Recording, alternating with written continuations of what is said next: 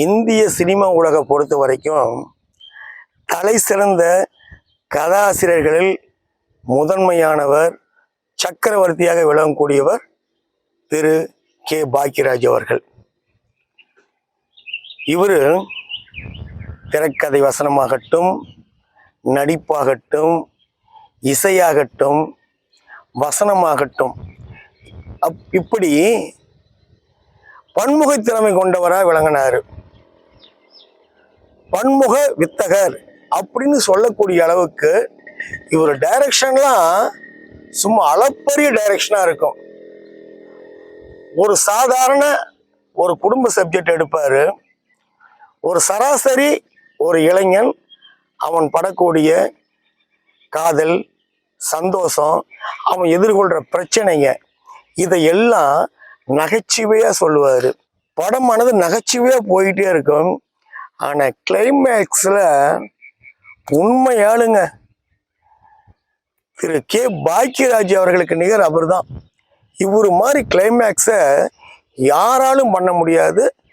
அப்படி ஒரு தனித்துவமான ஒரு கிளைமேக்ஸை கொடுத்து படத்தை இயக்கிறதுல இவருக்கு நிகர் இவர் தான். இப்படி எல்லா விஷயத்திலும் ஒரு தனி முத்திரையை, தனித்துவமான முத்திரையை பதித்த பாக்கியராஜ் அவர்கள் இன்னைக்கு எல்லோரையுமே தவிக்க வச்சுட்டு போயிட்டாரு. எல்லோரையும் தவிக்க விட்டுட்டு போயிட்டாரு. குறிப்பா சொல்லணும்னா திரு பாக்கியராஜ் அவருடைய குடும்பத்தினர், உறவினர்கள், திரையுலகத்தினர் மற்றும் அவரது ரசிகர்கள், குறிப்பா தமிழ்நாட்டு மக்கள் அனைவரையுமே மீளா துயரில் ஆழ்த்திட்டு போயிருக்கிறார். இப்பதாங்க ஒரு 17 நாட்களுக்கு முன்னாடி தான் அவருடைய குருநாதர் பாரதி ராஜா மறைஞ்சாரு. அதுக்கு போய் கூடயே இருந்து எல்லாமே பண்ணாரு. இப்போ கூட வைரமுத்து ஒரு கவிதை குறிப்பிட்டிருந்தாரு. அவருடைய குருநாதர், பாக்கியராஜனுடைய குருநாதர் பாரதி ராஜா புதைத்த மண்ணினுடைய ஈரம் காயறதுக்குள்ள இப்படி ஒரு தீயா அப்படிங்கிற மாதிரி பதிவிட்டிருந்தாரு கவிஞர் வைரமுத்து அவர்கள். அதாவது ஆரம்ப காலகட்டத்தில் பாரதி ராஜா அவரோட அசிஸ்டண்டா இவர் வேலை பார்த்தாரு. 16 வயதிலே கிழக்கே போகும் ரயில், சிகப்பு ரோஜாக்கள், இந்த மாதிரி படங்கள்ல இவர் அசிஸ்டன்ட் டைரக்டர் வேலை பார்த்ததோடு மட்டுமல்லாமல் சின்ன சின்ன கேரக்டர்லையும் அவர் நடித்தார். அதன் பிறகு புதிய வார்ப்புகள் படத்துல இவர் ஹீரோ ஆகிறாரு. இவர் இயக்கிய முதல் படம் சுவர் இல்லாத சித்திரங்கள். அதன் மூலியமா தான் இயக்குனரா கால் பதிக்கிறாரு. அதன் பிறகு இவர் இயக்கிய படங்கள், இவர் கதாநாயகன் நடித்த படங்கள் எல்லாம் சேர்ந்து கிட்டத்தட்ட ஒரு 100 படங்களுக்கு மேலே இவர் நடிச்சிருக்காரு, படங்களை இயக்கியும் இருக்கிறாரு. அதில் குறிப்பிடும்படி சொல்ல போனோம்னா அந்த 7 நாட்கள், ஒரு கை ஓசை, இது நம்மாளு, மௌன கீதங்கள், பாமா ருக்மணி, பொய் சாட்சி, டார்லிங் டார்லிங் டார்லிங், விடியும் வரை காத்திரு, அதே மாதிரி ராசுக்குட்டி, முந்தானை முடிச்சு, எங்க சின்ன ராசா, இப்படி படங்களை அடிக்கிட்டே போகலாம். இன்று போய் நாளை படம்லாம் அவ்வளோ ஒரு பயங்கரமான காமெடியாக இருக்கும். இத்தனைக்கும் அவர் சும்மா பயங்கரமான சண்டை போட்டு ஒரு ஆக்ஷன் ஹீரோவாக இவர் தன்னை வெளிப்படுத்த கிடையாது.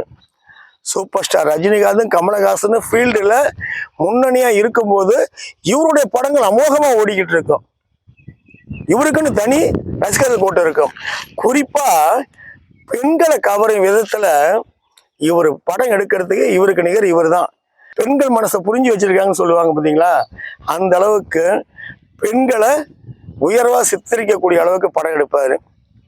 ஒன்றும் இல்லைங்க, விதி படத்தில் ஒரு கெஸ்டோட வருவார் இவர். அதாவது அந்த படத்தினுடைய கதாநாயகன் மோகன், கதாநாயகி இவருடைய துணைவியார் பூர்ணிமா நடிச்சிருப்பாங்க. அதில் இவர் ஒரு போஸ்ட்மேன் மாதிரி ஒரு கெஸ்ட் ரோலு. அப்போ ஒரு பஞ்சாயத்து நடக்கும். இந்த மாதிரி ஒரு மரம், அதில் உட்காந்து பேசிக்கிட்டு இருக்கும்போது ஒரு சீனில் சொல்லுவார் பாக்கியராஜ், அங்கே பார்த்தோமா அவங்க புருஷ முன்னாடி அப்படியே ஜோடி ஜோடியாக நிற்பாங்க. இவங்க ஒரு நியாயத்துக்காக ஒரு தீர்ப்பு சொல்லும்போது அதை ஒரு உதாரணம் எடுத்துக்காக சொல்லுவார். அங்க இருக்கக்கூடிய அந்த கணவர்மார்கிட்ட கேட்பாரு, ஆமா உங்களுக்கு தெரிஞ்ச பத்தினிக்கு பேர் யாராவது சொல்லுங்க அப்படிம்பாங்க. பாக்யராஜ் கேட்பாரு, பத்தினி பேரா அப்படின்னு கண்ணகி, நலாயினி, தமயந்திரி இந்த மாதிரி சொல்லிக்கிட்டே வருவாங்க. இப்படியே ஒவ்வொருத்தர் கண்ணகி உள்பட மற்ற பத்தினி பேர்கள்லாம் சொல்லிக்கிட்டே வருவாங்க. அப்ப சொல்லிட்டு வரும்போது, ஏப்பா இன்னும் யாராவது சொல்லுங்க பத்தினி பேரை, இன்னும் யாராவது சொல்லுப்பான்னு பாக்யராஜ் கேட்பாரு. ஏங்க எனக்கு தெரிஞ்சு அவ்வளவுதாங்க, எல்லாத்தையும் சொல்லிட்டீங்கன்னா அங்க இருக்கக்கூடிய ஆண்கள் எல்லாருமே சொல்லுவாங்க, பக்கத்துல அவங்க சம்சாரம் நின்றுட்டு இருப்பாங்க. உடனே இவர் அப்படியே திருப்பி, மா பாத்தீங்களா உங்க புருஷனுங்க என்ன சொன்னாங்கன்னு, பத்தினின்னு சொன்ன உடனே கண்ணகி, நலாயினி, தமயந்தின்னு சொன்னாங்கல்ல, ஓகே சந்தோஷம் ஏத்துக்கலாம். அப்ப நீங்களாம் பத்தினி இல்லையா, உங்க பேர் யாருமே சொல்லுங்க மனசு இல்லையா அவருக்கு, அப்ப நீங்க என்ன அப்படின்னு டிஸ் பண்ணி விட்டு அந்த புருஷனோட ஒரு சண்டை கிளப்பி விட்டுருவாரு. ஆக இந்த மாதிரிலாம் ஒரு விஷயத்த ஒரு அப்ப ஜாலியா ஒரு நகைச்சுவை அப்ரோச் பண்ற அளவுக்கு படத்தை கொடுத்திருப்பாரு. இப்ப நம்ம படம் போடுறோம், படம் போடும் பொழுது யூஸ்வலா பாத்தீங்கன்னா டைட்டில் எடுத்துரும், டைட்டில் போடும் பொழுது அந்த படத்தினுடைய தயாரிப்புல இருந்து ஹீரோயின் ஹீரோயின் எல்லாம் போட்டு கடைசியா டைரக்ஷன் போட்டு முடிப்பாங்க. ஆனா இவரு படம் எப்படி தெரியுங்களா, இதுலயுமே ஒரு டிஃபரெண்ட் காமிச்சிருப்பார். தனித்துவம்னு சொன்ன பார்த்தீங்களா, அதுலயும் ஒரு தனித்துவத்தை காமிச்சிருப்பாரு. எப்படின்னு கேட்குறீங்கன்னா, இவருடைய பேர் வரும் பாருங்க, கதை வசனம் டைரக்ஷன் வரும் பொழுது சாதாரணமா வராது. ஏதாவது ஒரு முக்கியமான விஷயத்து நடக்கும், எல்லா மனசையும் டச் பண்ற மாதிரியான ஒரு சம்பவம் நடக்கும். அந்த சீனை அப்பா அப்படின்னு எல்லாம் கை தட்டுற அளவுக்கு ஒரு சிரிக்கிற அளவுக்கான ஒரு இடத்துல தான் வைப்பாரு. உதாரணம் இந்த மாதிரி நிறைய படத்தை இப்படிதான் வச்சிருப்பாரு. உதாரணத்துக்கு சொல்றேன் பாருங்க, தூரல் நின்று போச்சு. இந்த படத்துல பாக்யராஜ் கதாநாயகன், சுலக்ஷனா கதாநாயகன் நடிச்சிருப்பாங்க. பொண்ணு பார்க்க சுலக்ஷனாவும் பொண்ணு பார்க்க பாக்யராஜ் போறாரு. அங்க போனோன்னா ஒரு காமெடியனும் கூட்டிட்டு போவாரு. அந்த காமெடியன் சகப்பா இருப்பா, அப்படியே ஒல்லியா சகப்பா இருப்பாரு. இப்ப என்ன பண்ணுவாங்க, பாக்யராஜ் உட்காந்துருப்பாரு, அவர் பக்கத்துல அந்த காமெடியன் சகப்பா இருப்பாரு, அவர் உட்காந்துருப்பாரு. உடனே ஒரு பாட்டி ஒடியாத, என்னடி அங்கெல்லாம் கும்பலா இருக்கும்போது அப்படி கேட்பாங்க. அதுக்கு அந்த மத்தவங்க சொல்லுவாங்க, மங்களத்தை பொண்ணு பார்க்க வந்திருக்காங்க, அதான் மாப்பிள்ளை எப்படி இருக்காருன்னு நாங்கள் பார்க்க உட்காந்துருக்கேன்னு சொல்லுவாங்க போது, இந்த ஆயா வந்து போய் அந்த மாப்பிள்ளை பார்க்கும். மாப்பிள்ளை பார்த்தா பாக்யராஜ் பார்க்காது, பாக்யராஜ் பார்க்கும், பாக்யராஜ் பக்கத்துல அந்த சிகப்பா ஒரு ஆளுக்கு வந்திருப்பான் காமெடி. அவனை பார்த்துட்டு நான் சொல்லுவேன், ஏ ராசா எவ்வளவு சிகப்பா லட்சணமா அழகா இருக்கிறீங்க, நெத்தியில சந்தனம் போட்டு என்ன, உன் சுருள் முடி என்ன, இவ்வளவு அழகா இருக்கிற மாப்பிள்ள அப்படின்ட்டு. ஆமா பாக்யராஜ காமிச்சு சொல்லும், ஆமா உன் பக்கத்துல வச்சு உட்காந்துருக்கான அவன் யாரு, கருன்னு முழுக்கலாம் பாரு, திரடா மாதிரி இருந்து துணமா போய் இவனை போய் கூப்பிட்டு வந்திருக்கிறிய அப்படின்னு பாக்யராஜ காமிச்சு சொல்லிக்கிட்டு இருக்கோம். அப்புறம் சொல்லும், பத்தாவதுக்கு மாப்பிள்ளை வேற போட்டுக்கிட்டான் அப்படின்னு சொல்லி கிண்டல் பண்ணும். அந்த டைம்ல தான் கதை வசனம் டைரக்ஷன் பாக்யராஜன் போடுவார்.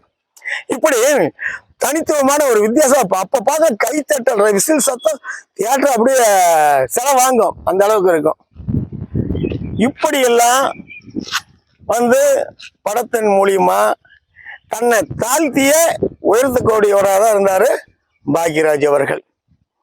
அது மட்டும் இல்லாம இவர் நடிக்கக்கூடிய படங்களை பார்த்தா ஆரம்ப காலகட்டத்திலாம் புரட்சி தலைவர் படத்தை வந்து காமிப்பார். படத்துல படம் ஓடிட்டு இருக்கும்போது அந்த வீட்லயே அவர் இருக்கிற இடத்துல போட்டோ இருக்கும், அதை இவர் பார்ப்பாரு. பார்த்துட்டு அவர் மாதிரி ட்ரெஸ் பண்ணுவார், தலை செய்வார் அப்படின்னு பார்த்துட்டு பாட்டுகள் கூட தலைவர் பாட்டை போட்டு ஒரு 6 மாதிரிலாம் படம் எடுத்திருப்பாரு. ஒரு கட்டத்தில் என்ன ஆகுது, புரட்சி தலைவருடைய நெருங்கி பழகக்கூடிய வாய்ப்புகள் அவருக்கு கிடைக்குது. புரட்சி தலைவர் மேல இவரு அன்பா இருப்பாரு, இவரு மேல புரட்சி தலைவரும் அன்பா இருப்பாரு. அந்த அளவுக்கு ஒரு திக்கஸ்ட் ஒரு பிணைப்பா இருப்பாங்க தலைவரோட பாக்யராஜ் அவர்கள். இவர் எடுக்கக்கூடிய படங்கள் எல்லாமே முதல்ல தலைவருக்கு போட்டு காமிப்பாரு, அண்ணே வந்து இந்த படத்தை பாருங்கண்ணே, இப்படி இருக்குன்னு சொல்லுங்கண்ணே அப்படிலாம் போட்டு காமிப்பாரு, பார்ப்பாரு. அப்புறம் என்ன ஆகுது, இவங்களுடைய திருமணம், அதாவது பாக்யராஜுக்கும் பூர்ணிமா அவங்களுக்கும் திருமணத்தை புரட்சி தலைவர் எம்ஜிஆர் அவர்களை திருவேற்காடு கருமாரியம்மன் கோயில் நடத்தி வைக்கிறாரு. இது ஒண்ணு. அடுத்து பாத்தீங்கன்னா புரட்சி தலைவருக்கு பாராட்டு விழா நடத்துனாங்க. பாரதி ராஜா உள்பட திரையுலகமே திரண்டு அந்த பாராட்டு விழாவில் பாக்யராஜோட பங்கும் அளப்பரியாத பங்கா இருந்துச்சு. இவரு அதில் மிக முக்கியமாக கலந்துக்கிட்டு புரட்சி தலைவருக்கான பாராட்டு விழா நடத்தினாங்க.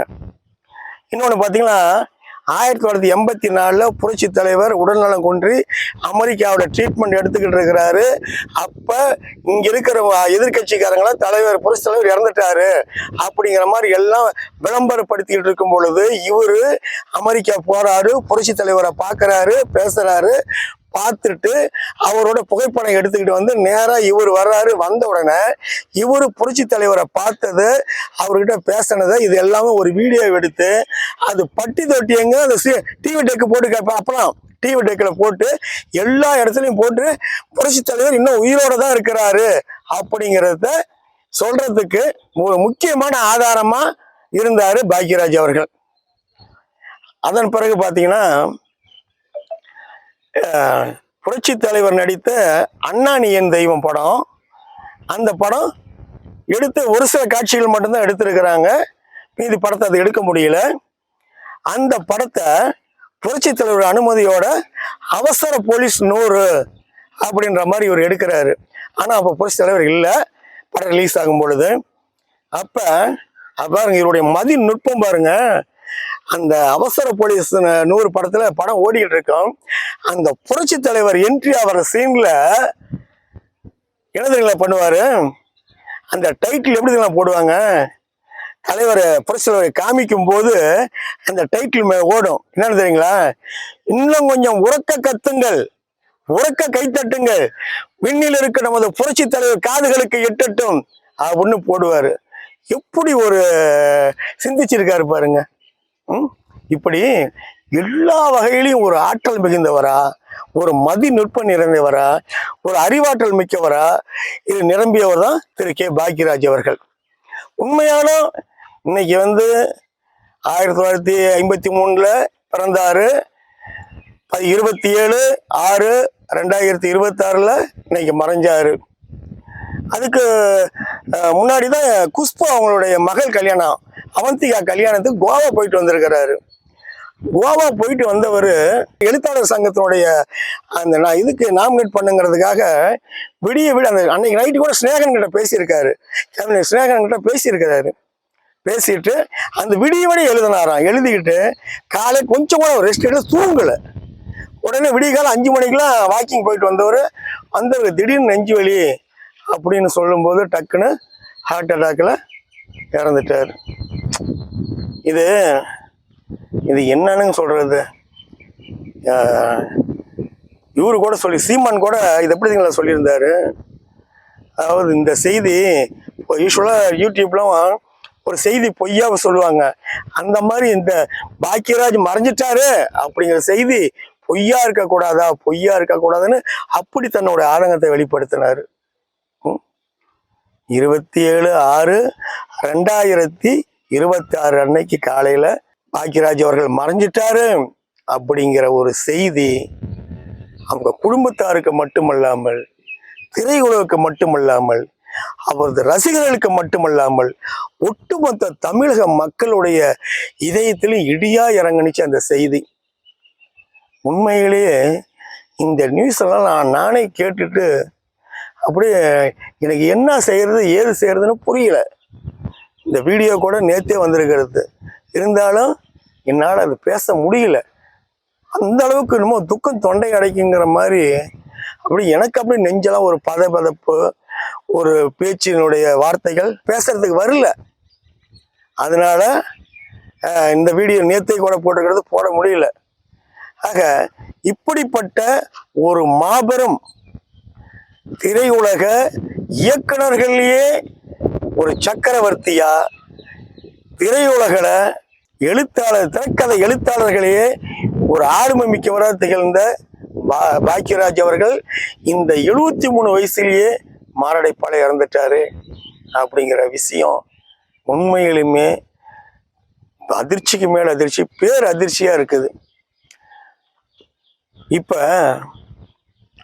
இந்த நிகழ்வு கேட்ட உடனே நுங்கம்பாக்கத்தில் இருக்கக்கூடிய அவரது இல்லத்துக்கு அவருக்கு இறுதி மரியாதை செலுத்துறதுக்கு சும்மா அப்படியே அரசியல்வாதிகளும், சினிமா நடிகைகளும், மற்ற தொழில்நுட்ப கலைஞர்களும், பாக்யராஜ் ரசிகர்களும், ஏராளமான பொதுமக்களும் அவங்க வீட்டுல திரண்டு அப்படியே ஒவ்வொரு முகத்திலையுமே கண்ணீர் மல்க, அந்த சோகமே உருவாக, அந்த காட்சியை பார்க்க பார்க்க பார்க்கிறவங்க கண்கள் குளமாயிரும், நெஞ்செல்லாம் பதபதைக்குதுங்க.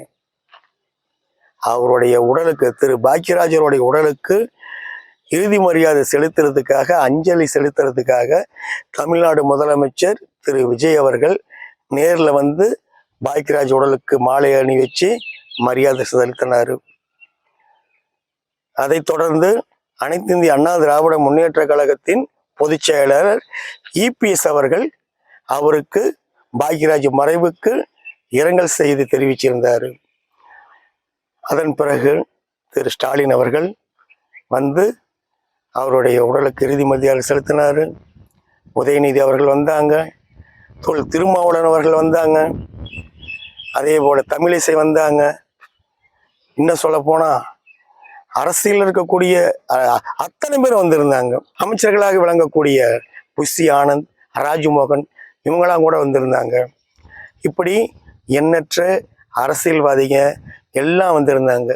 அதே சமயத்தில் திரையுலகை பொறுத்த வரைக்கும் சூப்பர் ஸ்டார் ரஜினிகாந்த் அவர்கள், கமல்ஹாசன், தனுஷ், சிவகார்த்திகேயன், சிவகுமார், சத்யராஜ், சரத்குமார், கவுண்டமணி, செந்தில், சார்லி, மன்சூர் அலிகான், பிரசாந்த், தியாகராஜன், இப்படி அத்தனை பேருமே, ராதாரவி, இப்படி எல்லாமே வந்திருந்தாங்க.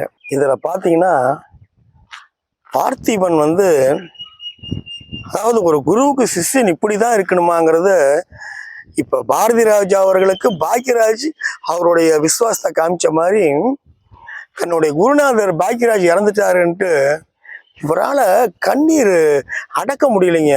பார்த்திபனால கண்ணீரை அடக்க முடியல. அத்தனை வேலையும் இழுத்து போட்டு செஞ்சாரு பாருங்க. நடிகைகள் எடுத்துக்கிட்டா கேஆர் விஜயா, ராதிகா, நளினி, சுகன்யா, த்ரிஷா, நயன்தாரா, கீர்த்தி சுரேஷ், ஸ்னேகா, ஆர்த்தி, இந்த மாதிரி உள்ளிட்ட அத்தனை நடிகைகள் அத்தனை பேருமே வந்திருந்தாங்க. அதே மாதிரி அம்பிகா, ராதா, அவரோட நடித்த நடிகைகள் மட்டுமல்லாமல் இன்னும் நடிக்காத நடிகைகள், இவரோட நடிக்க விருப்பப்பட்டவங்க அத்தனை பேர் வந்திருந்தாங்க. அதே மாதிரி மலையாளத்தில் எடுத்துக்கிட்டோம்னா மம்முட்டி வந்திருந்தாரு, சுரேஷ் கோபி வந்திருந்தாரு, இப்படி எல்லாருமே வந்திருந்தாங்க. கவர்னர் அவர்கள் பாக்கியராஜ் அவர்களுக்கு இரங்கல் செய்தி அனுப்பியிருந்தாங்க. அன்புமணி ராமதாஸ் அவர்கள் இரங்கல் செய்தி அனுப்பியிருந்தாங்க. அண்ணாமலை அவர்கள் இரங்கல் செய்தி அனுப்பியிருந்தாங்க. இப்படி எல்லாமே ஒட்டுமொத்த அரசியல் தலைவர்கள் இருந்து, நடிகர்கள் இருந்து, நடிகர்கள் மட்டுமல்லாமல் இயக்குநர்கள் டி ராஜேந்தர், மணிரத்னம், சந்தான பாரதி, ஆர் சுந்தரராஜன், வாசு, லோகேஷ் கனகராஜ், பேரரசு, இப்படி அத்தனை இயக்குநர்களுமே வந்திருந்தாங்க. இசையமைப்பாளர் தேவ உள்பட எல்லாருமே, அனைத்து டெக்னீஷியனும் வந்திருந்தாங்க. அந்த இடம் கண்ணு கட்டின தூரம் ஜனக்கடலாவே இருந்துச்சு. பாக்கியராஜ் அவர்களுடைய அந்த நுங்கம்பாக்கம், அவருடைய உடல் வைக்கப்பட்டது அந்த வீடு ஒரு எம்டி ஒரு பிளேஸை பார்க்க முடியல. எல்லாம் ஜனக்கடல் தான். அப்படி ஒரு ஜனக்கடலாக இருந்தது. சுந்தரகாண்டம் படத்தில் ஒரு காட்சி பாருங்க. பாக்கியராஜும் அவருடைய நண்பனும் ஒரே ஸ்கூலில் படிச்சிருப்பாங்க. இப்போ அதே ஸ்கூலுக்கு ஒரு வாத்தியாராக இருப்பார். அவன் வந்து இன்னும் ஸ்டூடெண்ட்டாக இருக்கிறான். இப்போ ஸ்டூடெண்ட்டாக இருக்கிறவன் நேராக உள்ளே வரும் பொழுது பாக்கியராஜ் அதான் வாத்தியாரை பார்த்து பேசுகிற இந்த வசனம் பாருங்க. ஏ சண்முகமணி, ஏதோ புது வாத்தியார் வந்திருப்பாங்க சொன்னாங்க, நீயாது ரொம்ப என் கூட படித்த வாத்தியாராக வந்தது ரொம்ப சந்தோஷமா இருக்குடா. நான் தான் படிக்க தெரியாம ஒவ்வொரு வருஷமும் ஒவ்வொரு கிளாஸ்லயும் 2 வருஷம் 3 வருஷம்ட்டு இப்பதான் +2 வந்திருக்கிறேன். நானும் படிச்ச பாடு காணும், எங்க அப்படி என்னை விடுற பாடு இல்லை அப்படின்னு சொல்லிட்டு, பிரியா நானும் சண்முகமணி ஒன்னா படிச்சப்ப பிள்ளைங்க பாத்ரூம்ல போய் சண்முகமணி தப்பு தப்பா எழுதிட்டான், அதுக்கு வாத்தியார் பிடிச்சுமா சும்மா அப்பா கூட அப்படியா தெரியுமா? ஏய் இவ்வாறு இதெல்லாம் நீ பேசக்கூடாது, இங்க நான் வாத்தியாரு, நீ ஸ்டூடெண்ட்டு. ஏய் சண்முகமணி நீ அப்படி பேசுற, வேற எதுவும் பேசும்போது அந்த பிள்ளைங்களாம் சிரிப்பாங்க, கிண்டலாக சிரிப்பாங்க. உடனே பாக்கியராஜ் சொல்லுவார், ஏன் சிரிக்கிறீங்க, இது சிரிக்க வேண்டிய விஷயம் இல்லை, சிந்திக்க வேண்டிய விஷயம்.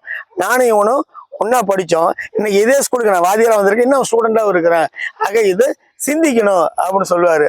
உடனே சண்முகனை கூப்பிட்டு, இங்கே வா போய் உன் டெஸ்கில் போய் உட்காருங்க போது தான் டே சண்முகமணி, ஸ்கூலுக்கு வெளியில பெட்டி கடை கிட்ட கடனா வச்சு கிளம்பி தின்ட்டு வந்துட்டேன், அந்த கடனை கூட நான் தானே கட்டினேன், அதெல்லாம் நன்றி நினைச்சு போதா சரி அப்படின்ற மாதிரி சொல்லிட்டு போற மாதிரி அந்த காட்சி.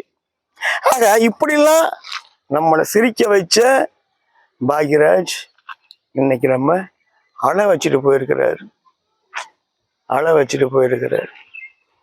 அதே மாதிரி அதே படத்துல பாருங்க ஒரு காட்சி, அதாவது இவர் படிச்ச ஸ்கூலுக்கு வாத்தியாரா வரும் பொழுது அந்த ஸ்கூலினுடைய தலைமை ஆசிரியர் அவரை பாராட்டுவார். என்னதுல சொல்றாரு, இந்த ஸ்கூல்ல படிச்சு நம்பர் 1 மாணவனா திகழ்ந்து இன்னைக்கு இதே ஸ்கூலுக்கு வாத்தியாரா வந்திருக்கிறாரு நம்ம சண்முகமணி. இவர் நினைச்சிருந்தா டாக்டராவோ இன்ஜினியராவோ ஆயிருக்கலாம். ஏன் இங்க வர்றாருன்னா, நம்ம படிச்ச ஸ்கூல்ல வாத்தியாரா வந்து மாணவர்களுக்கு அப்படி இப்படின்னு பேசிக்கிட்டு இருக்கும்போது அவருக்காக பாக்யராஜ் கழுத்துல போடுறதுக்கு ஒரு மாலை வச்சிருந்திருக்காரு. அந்த மாலையை பார்த்து பாக்யராஜ் சொல்லுவாரு, சார் பேசுறது போதுங்க, அந்த மாலையில் இருக்கிற பூவெல்லாம் வந்து வெறும் நாறு தான் இருக்குது, சீக்கிரம் எனக்கு மாலையை போடுங்க அப்படிம்பாரு. இல்லை சண்முகமணி, இன்னும் உங்களை போடுறதுக்கு எவ்வளோ இருக்குது அப்படிம்பாரு. பாக்யராஜ் அவர்கள் அவர்கிட்ட சொல்லுவாரு, எனக்கு மாலையை போடுங்க அப்படின்னு எதிர்பார்த்து அந்த வார்த்தையை பேசுவாரு. இன்னைக்கு பாக்யராஜ் அவர்களுக்கு ஆயிரக்கணக்கான மாலைகள் அவருக்கு வந்து விழுது, ஆனா பார்க்கறதுக்கு அவர் இல்லை. அதே மாதிரி லட்சம் பேர் அவரை பாராட்டிக்கிட்டு இருக்கிறாங்க, ஆனா அதை கேட்கறதுக்கும் திரு பாக்யராஜ் அவர்கள் இல்லை. இதுதாங்க உலகம், இதுதான் உலகம். பாக்யராஜ் அவர்கள் நம்ம விட்டு பிரிஞ்சது ஜீரணிக்க முடியாத, நினைச்சு கூட பார்க்க முடியாத ஒரு பேரிழப்பா இருக்குது. இன்னொன்று, பாக்யராஜ் கண்களையும் தானமா வழங்கியிருக்கிறாரு, அதுக்கான வேலைகள் அங்க நடந்துச்சு. ஆக பாக்யராஜ் அவர்களினுடைய இறுதி ஊர்வலத்துல அவரது குடும்பத்தை சேர்ந்தவர்கள், உறவினர்கள், திரையுலகினர், அவருடைய ரசிகர்கள் மற்றும் ஏராளமான பொதுமக்கள் கலந்துக்கிட்டாங்க. முழு அரசு மரியாதையுடன் பெசன்ட் நகர் உள்ள மின் மயானத்தில் பாக்யராஜ் அவர்களுடைய உடல் தகனம் செய்யப்பட்டது. வாழ்ந்தவர் கோடி, மறைந்தவர் கோடி, மக்கள் மனதில் நிற்பவர் யார்? எம்ஜிஆர் என்பது போல புரட்சி தலைவர் எம்ஜிஆரின் தீவிர ரசிகரும் புரட்சி தலைவரால் திரையுலக வாரிசு என்று அறிவிக்கப்பட்ட பாக்யராஜ் அவருடைய புகழும் என்றென்றும் மறையாது, மாறாது, நம் நெஞ்சங்கள்ல எப்பொழுதும் நிறைஞ்சே இருப்பார். பாக்யராஜ் அவர்களை இழந்து வாடும் அவரது குடும்பத்தினர், உறவினர்கள், திரையுலகினர், ரசிகர்கள் அனைவருக்கும் எம்ஜிஆர், ஏஎஸ்ஆர் மீடியா சார்பாக ஆழ்ந்த இரங்கலையும் வருத்தங்களையும் தெரிவித்துக் கொள்வது AS ரவிச்சந்திரன். வணக்கம்.